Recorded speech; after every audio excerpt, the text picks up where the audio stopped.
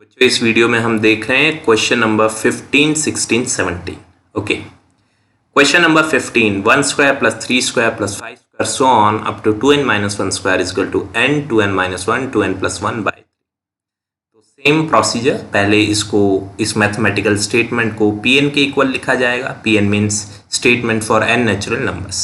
तो पूरी स्टेटमेंट को इक्वल टू pn लिख दिया। अब स्टेप वन में क्या करते हैं, n की वैल्यू 1। n की वैल्यू 1, इसका मतलब लेफ्ट साइड यानी जो इक्वल के लेफ्ट हैंड साइड है उसमें पहली टर्म ले लेनी है। पहली टर्म है 1 स्क्वायर, और राइट साइड में जहाँ जहाँ पर n है उस n की जगह आपको 1 पुट कर देना है। तो यहाँ n की जगह 1, इधर भी 2 1 2 2 माइनस 1 1 2 प्लस 1 3 बाई 3। तो बेटे जी लेफ्ट साइड राइट साइड हो गए इक्वल, ठीक है ना। 1 बराबर 1 के आगे, क्योंकि 3 से 3 कट गया और इधर 2 माइनस 1 1 आ गया, तो P1 ट्रू हो गया। अब स्टेप 2 पर आते हैं। स्टेप 2 पर आपको पता है क्या करना है, पूरा क्वेश्चन एज इट इज लिखना है k के लिए। Assume that pk is true. Basics में हम सब कुछ समझा चुके हैं, अभी जस्ट क्वेश्चन करने पे हमारा फोकस है।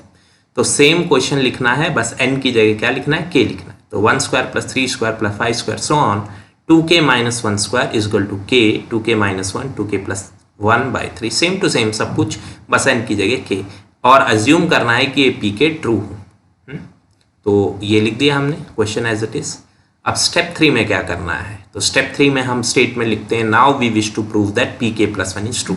हम दिखाना चाहते हैं कि pk प्लस 1 सच है, pk प्लस 1 ट्रू है। और वो कैसे दिखाया जाएगा, पहले तो k टर्म्स तक आपको लिख लेना है, वो आपको स्टेप 2 पे मिल जाता है। तो k टर्म्स तक आपको पूरा का पूरा लिख लेना है, राइट।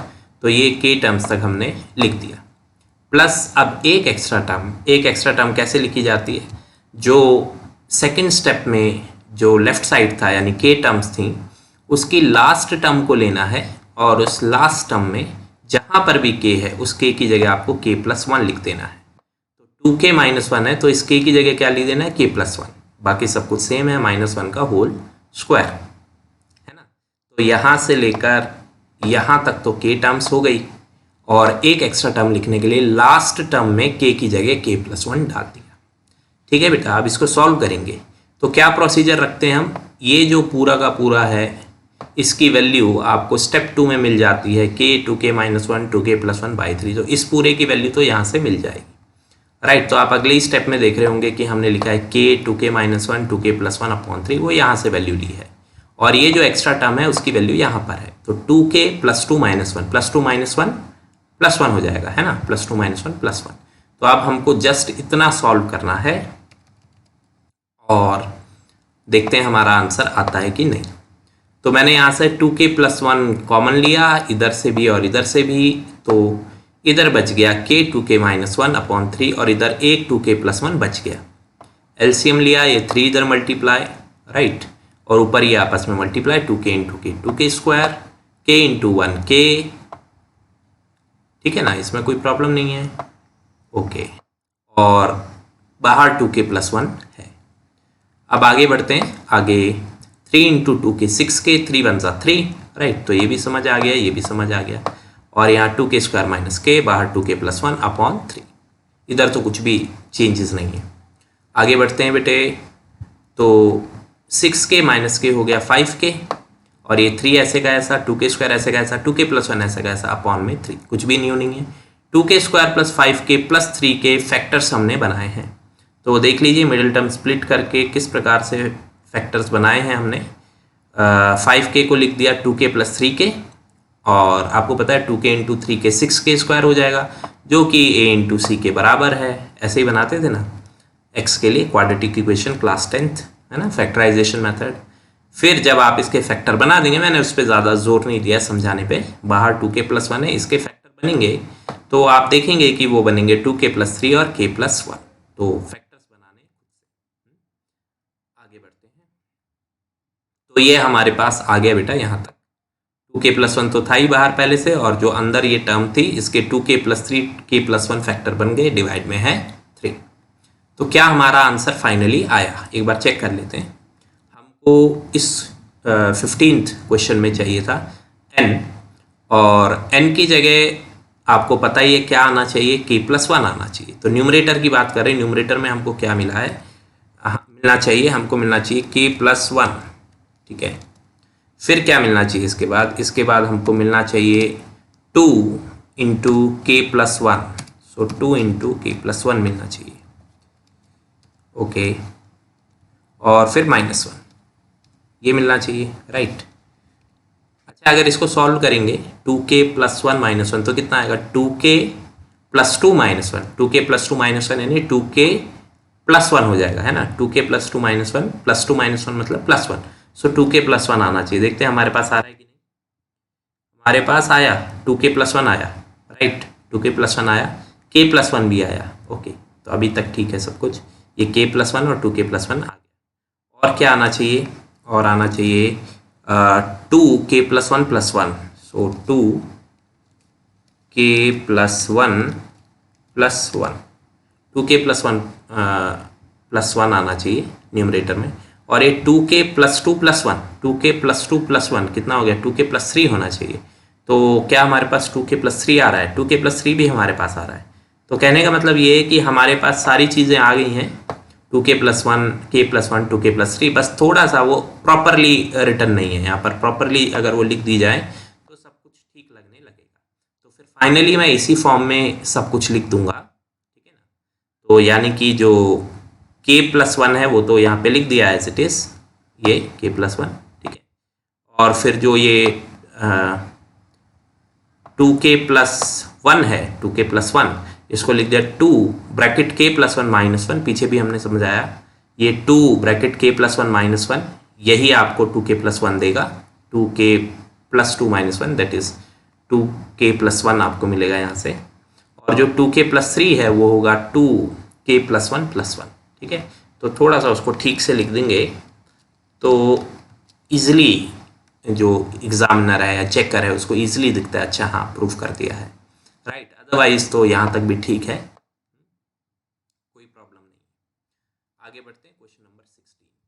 तो इसको PMI से आपको शो करना है कि इक्वल है। फिर से जो भी मैथमेटिकल स्टेटमेंट है वो PN के इक्वल लिख दी हमने, PN के इक्वल ही स्टेटमेंट लिख दी। अब पहली टर्म है 1/1 × 4, राइट। जब n बराबर 1 लेते हैं तो इधर पहली टर्म लेते हैं ना, 1/1 × 4, और राइट साइड में n की जगह 1 लिखेंगे तो 1/3 + 1, 1/3 + 1 1/4 हो जाएगा, इधर भी 1/4 हो गया, दोनों इक्वल आ गए, लेफ्ट साइड और राइट साइड इक्वल आ गई, तो P1 ट्रू हो गया। अब बात करते हैं स्टेप 2 की। स्टेप 2 में क्या कहते हैं? Assume that Pk is true, और पूरा क्वेश्चन एज इट इज लिख देते हैं, बस n की जगह k लिखते हुए। तो स्टेप 2 में भी कोई ज़्यादा संघर्ष नहीं है, क्वेश्चन एज इट इज आपको लिख लेना है, ठीक है। Assume that Pk is true करके now we wish to prove that Pk+1 is true. Last step है, सबसे इंपॉर्टेंट, Pk+1 को ट्रू आप दिखाना चाहते हैं। तो एक बार ये ट्रू हो गया तो PMI से PN भी ट्रू हो जाएगा। तो आपने देखा क्या किया है, पहले n टर्म्स एकदम कॉपी पेस्ट स्टेप 2 से ले ली है, n टर्म्स तक, है ना, k टर्म्स तक। और फिर एक एक्स्ट्रा टर्म कैसे लेंगे आप? जो लास्ट टर्म है, जो स्टेप 2 की लास्ट टर्म है, उसमें जहां पर k है उस k की जगह आपको लिखना है k+1। तो 3k - 2 था, k की जगह लिखना है k+1। ऐसे ही 3k+1 है तो k की जगह आपको लिखना है k+1, 3k+1 +1। बात समझ आई? अब आपका प्रूफ क्या आना चाहिए? प्रूफ आना चाहिए न्यूमरेटर में k+1 आना चाहिए, और डिनोमिनेटर में 3 × k+1, इस k की जगह k+1, राइट, +1 आना चाहिए। तो कोई प्रॉब्लम नहीं है यहाँ तक भी। अब क्या करते हैं बेटा, इस स्टेप में जो इतना है, इतना मतलब पहली टर्म से लेकर kth टर्म तक, तो पहली टर्म से लेकर kth टर्म तक की वैल्यू आपको स्टेप 2 पे मिल जाती है, वो है k/3k+1, वो यहाँ पे पुट कर देंगे, राइट।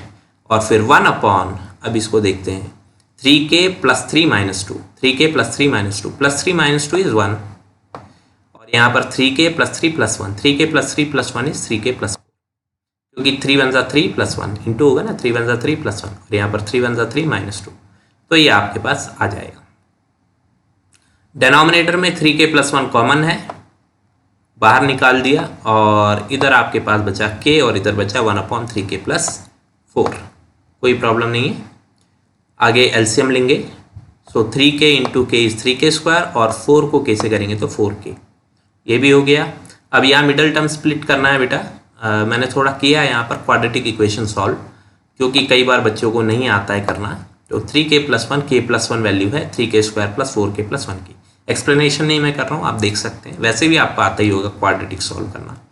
तो न्यूमरेटर की जो वैल्यू है वो मैंने लिख दी 3k+1 k+1, राइट। और अब बेटे जो बाहर 3k+1 है उससे ये कट जाएगा और k+1/3k+4 बचेगा।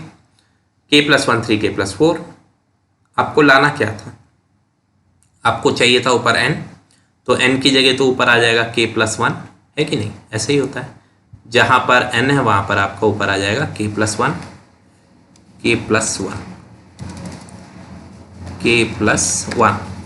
और नीचे क्या आना चाहिए, नीचे आना चाहिए 3 × n की जगह पर k+1 और फिर +1, ये नीचे आना चाहिए, है कि नहीं।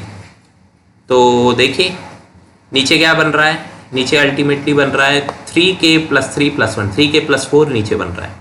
तो हमारे पास आ क्या रहा है, हमारे पास भी वही आ रहा है नीचे 3k+4। तो फिर मैं इसको लिख सकता हूँ, आप देखिए इसी में उल्टी डायरेक्शन में जाके, मतलब आपका 3k+4 आया है तो उसको ये लिख सकते हैं 3k+1 +1, राइट, 3k+4 को, है ना। तो हमने 3k+1 +1 लिख दिया और फिर कहा कि pk+1 is true, hence pn is true for all n natural numbers. तो काफ़ी देखने हैं क्वेश्चन, तो फिर अब एक ही चीज़ को बार बार रिपीट करना, बहुत ज़्यादा डिटेल में देखना, वो टाइम की बर्बादी है। कंसेप्ट समझ आना चाहिए, उसके बाद तो सब क्वेश्चन एक जैसे ही होते हैं। 17वां क्वेश्चन देखते हैं, बहुत ही आसान है, मैं आपको सुझाव दूंगा खुद से करिए, फिर भी अगर नहीं होता तो देखिएगा। तो स्टेटमेंट है 1/3 × 5 + 1/5 × 7 + 1/7 × n and so on 1/2n + 1 2n + 3 बराबर इसके आपको शो करना है, ठीक है। तो 17th क्वेश्चन है ये, ओके। तो फिर से स्टेप 1, n की वैल्यू 1, तो n की वैल्यू 1 लेंगे तो क्या 1/3 × 5, बिकॉज इधर से फर्स्ट टर्म उठाई जाती है और राइट साइड में जहाँ पर n है उसकी जगह पर 1 पुट कर देंगे। तो राइट साइड में आपके पास है n/3 2n + 3, तो 1/3 2 + 3, तो नीचे 5 आ जाएगा यहाँ पर, ठीक है, 2 + 3 5 और 5 3 ज़ा 15, तो इधर भी 1/15 इधर भी 1/15, दोनों इक्वल हो गए, तो P1 ट्रू हो गया बेटा। अब यहाँ तक तो कोई दिक्कत नहीं है ना, समझ आ गया। स्टेप 2 पे चलते हैं। स्टेप 2, अज्यूम दैट पी के इज ट्रू, यानी ये पूरी स्टेटमेंट सही है अगर n की जगह k पुट कर दिया जाए तो रिपीट नहीं कर रहे हैं पुरानी बातों को, बस यहाँ n की जगह k, यहाँ भी n की जगह k, ऑब्जर्व कर लीजिए। देखिए यहाँ पे लिख दिया 2k+1 2k+3 और इधर भी n था जहाँ पर n/2n + 3, तो k/2k+3 लिख देंगे। तो ये तो अजम्पशन होती है कि हाँ ये इक्वल है। अगर ये अज्यूम करने के बाद pk+1 ट्रू आ जाता है तो हम कहेंगे जी बढ़िया हो गया, अब तो हमारा जो pn है वो भी ट्रू हो जाएगा। तो थर्ड स्टेप में हम कहते हैं we wish to show that pk+1 is true, ठीक है बेटे। तो पहले क्या करना है, pk की सारी जो लेफ्ट साइड की टर्म्स हैं वो लिख देनी है। तो यहाँ तक तो आपने कॉपी कर लिया पूरा, है ना, ये तो हो गई जी आपकी k टर्म्स। अब एक एक्स्ट्रा टर्म चाहिए क्योंकि k+1 टर्म्स का सम करना है, तो वो एक एक्स्ट्रा टर्म कैसे आती है, जो pk की लास्ट टर्म है उसमें जहाँ पर k है उस k की जगह लिखो k+1, जहाँ पर k है 2k+3 है उस k की जगह लिखो k+1। आई होप आपको क्लियर हो गया होगा। तो हमने 1/2 k+1 + 1 और 2k+1 + 3 लिख दिया। अब इतने की जो वैल्यू है बेटा हमेशा स्टेप 2 से आपको इसकी वैल्यू मिलती है, तो क्या वैल्यू है k/3 2k+3 और ये जो है एक एक्स्ट्रा टर्म है वो है 1/2k+3, 2 1 2 + 1 3 और 2k+2 1 2 + 5, तो ये भी समझ आ गया।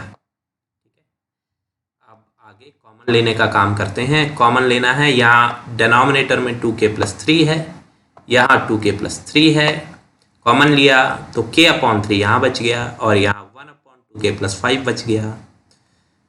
3 इधर मल्टीप्लाई होगा तो ये 3 आ जाएगा, राइट।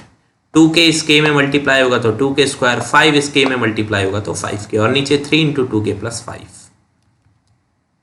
आगे बढ़ते हैं। तो बेटे जी जो ये ऊपर 5k है वो मिडल टर्म स्प्लिट करके लिख दिया 2k + 3k, denominator as it is.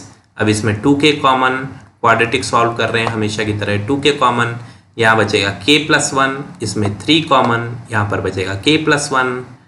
आगे बढ़ते हैं, फैक्टर बने 2k+3 k+1 और 2k+3 से 2k+3 कट जाएगा, तो फाइनल आंसर है k+1/3 2k+5। आना क्या चाहिए था, तो ऊपर तो k+1 ही आना चाहिए था, उसमें तो कोई डाउट नहीं है। नीचे क्या आना चाहिए था, नीचे आना चाहिए था 3, चेक कर लेते हैं, तो नीचे आना चाहिए था 3, राइट, फिर ब्रैकेट में 2k+1 और फिर +3, यानी n की जगह k+1 आना चाहिए था, है ना।